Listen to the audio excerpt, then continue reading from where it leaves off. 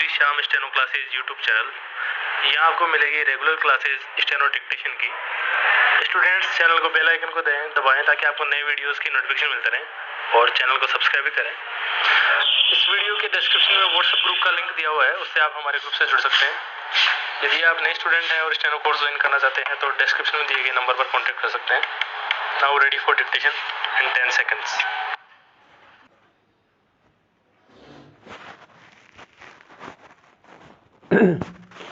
Start. राजनीति को आपराधिक छवि के लोगों या दागियों से मुक्त कराने के लिए लंबे समय से सवाल उठाए जा रहे हैं। विराम।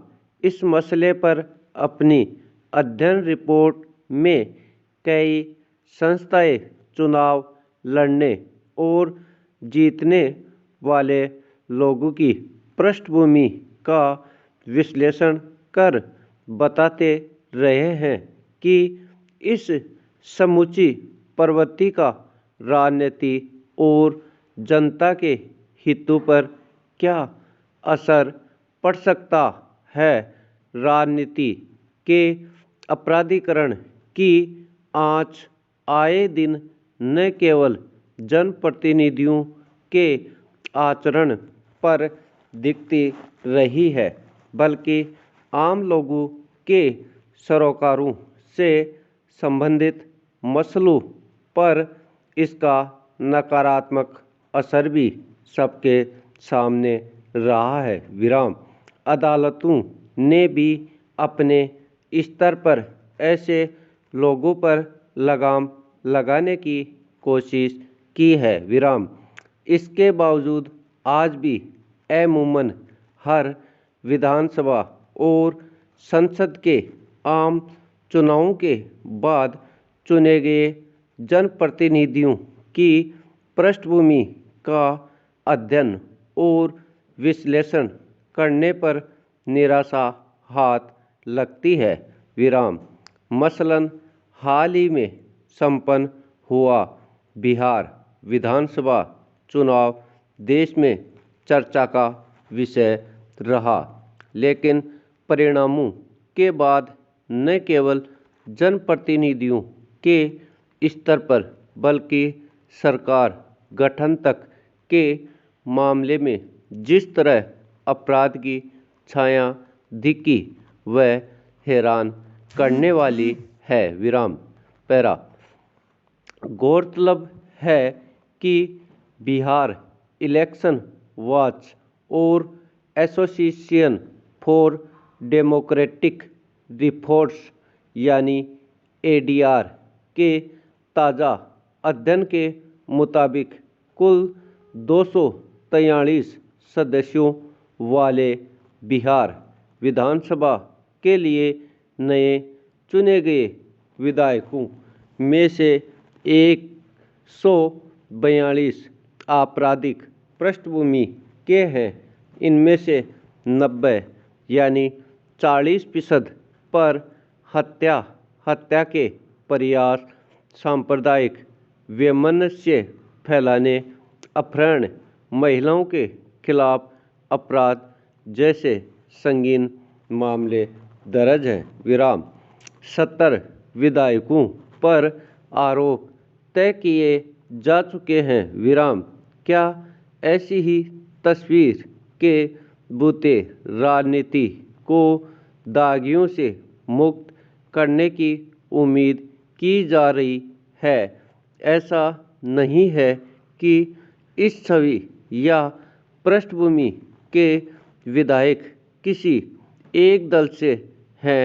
ज़्यादातर पार्टियों ने जिस तरह आपराधिक छवि के लोगों को अपना टिकट दिया, उससे साफ है कि ऊपरी तौर पर राजनीति में अपराधियों के बोलबाले पर विरोध जताने वाले नेता और उनकी पार्टियां वास्तव में कितना इसके विरुद्ध है। विराम। आमतौर पर सभी दल अपनी सुविधा मुताबिक ऐसे लोगों को उम्मीदवार बना देते हैं जो राजनीति के अपराधीकरण के लिए जिम्मेदार होते हैं।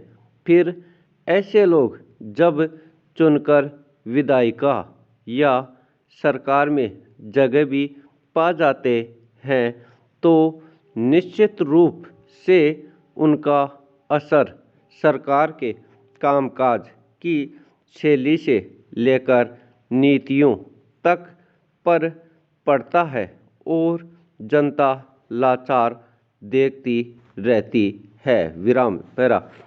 इस बढ़ती समस्या यानी राजनीति और सरकार में अपराधियों के बढ़ते दबदबे के लिए अक्सर राजनीतिक विश्लेषकों की ओर से जनता को भी कटघरे में खड़ा किया जाता रहा है। सही है कि जनता को अपने विवेक का उपयोग कर आपराधिक छवि वाले लोगों को वोट नहीं देना चाहिए, लेकिन सवाल है कि जो आम मतदाताओं व मुद्दों के आधार पर सरकार हटना या बनाना चाहते हैं। विराम।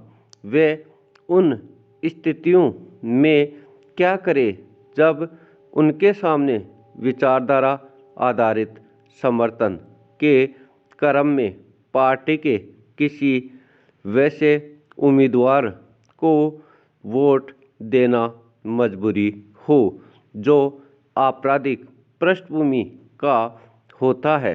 कभी कभार अगर किसी खास विधायक या सांसद के अपराधों पर चर्चा तुल पकड़ने लगती है तब सरकार को उसे हटाना पड़ता है। विराम।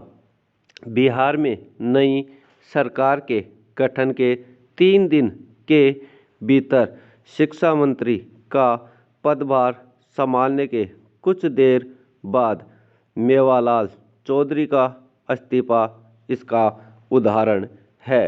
मेवालाल चौधरी पर बिहार कृषि विश्वविद्यालय भागलपुर में उपकुलपति रहते हुए सहायक प्रधानाध्यापक और जूनियर वैज्ञानिक की नियुक्ति में अनियमितता बरतने के आरोप हैं।